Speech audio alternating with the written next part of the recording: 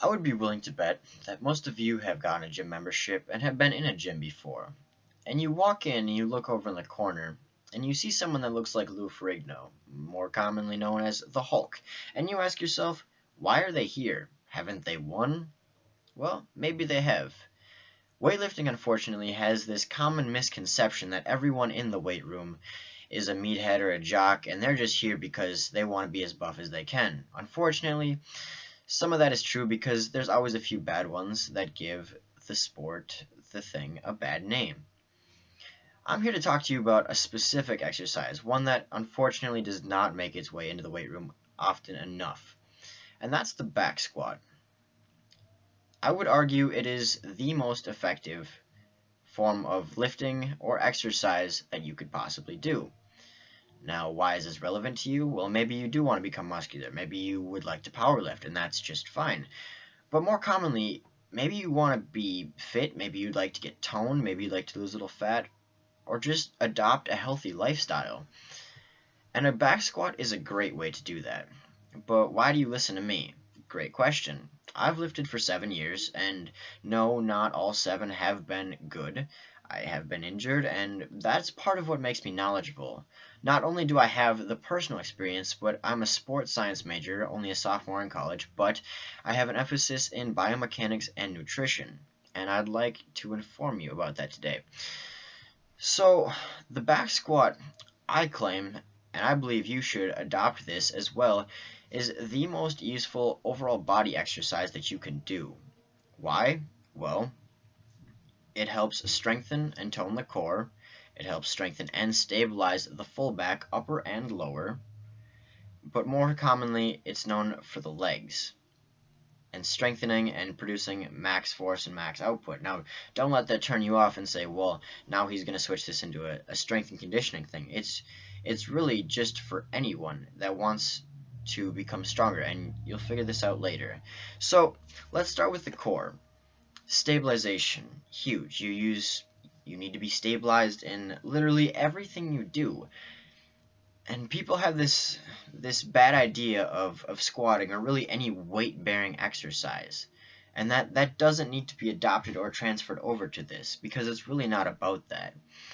Your core, whether you bend down and pick something up, whether you turn and you're going to grab something, you use the core and it stabilizes your whole upper body. So why not make that as strong as possible? You might argue, I don't want a six-pack, you don't want such defined abs, which would be an interesting argument, but nonetheless a counter-argument. Have you ever thought about breathing and maybe you just don't get as much oxygen as you feel like you're fatigued a lot of the time? Well, the core helps control the diaphragm. The diaphragm helps you breathe, which makes it a more efficient process for intake of oxygen. So why would you not want to strengthen the core? Another part of that is neutral spine.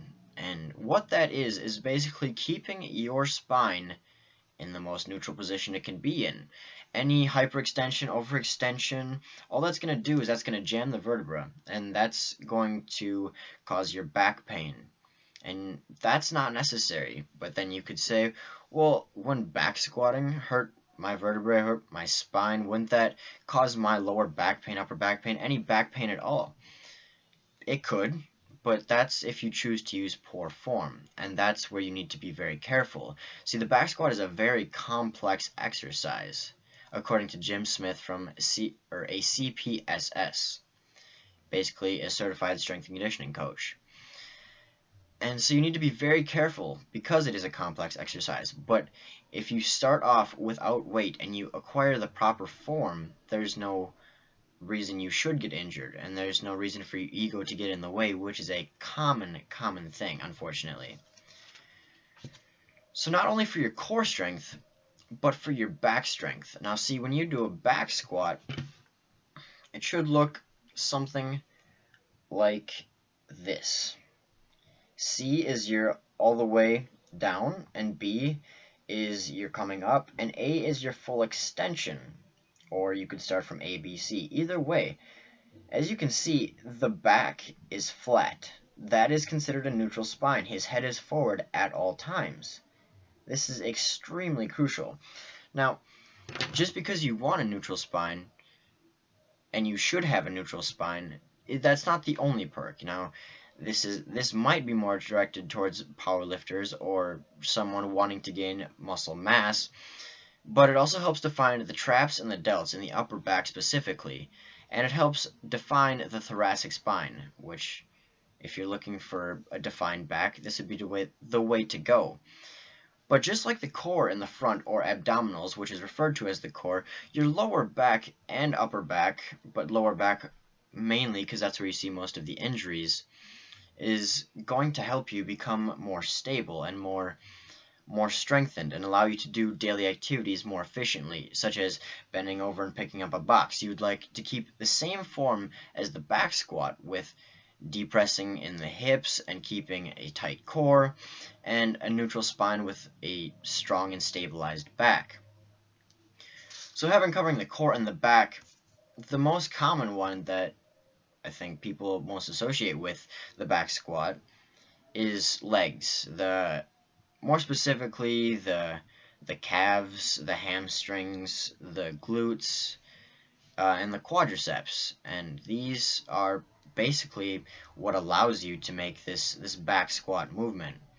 Alex Zinchenko, also a CSCS, he's defined this back squat as kind of this mode of confidence. It's not necessarily how much weight you're doing, but having a good core and a good back and strong legs allows you to keep a good posture. And this is very applicable in your everyday life. If you're going for a job interview, good posture just screams hire me. It says you are confident and you have the capabilities and you know you have the capabilities to do the type of work.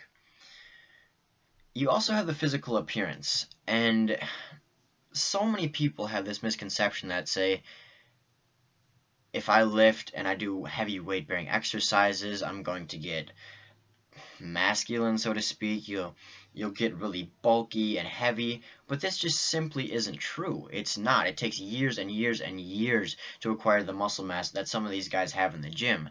So if you're looking for an overall tone and healthier legs, the back squat is the best exercise. And now you have your legs, you have your core, and you have your back. All of these things that stabilize you. This is the center of your stabilization. This will help you move in everyday activities and just do things without getting hurt.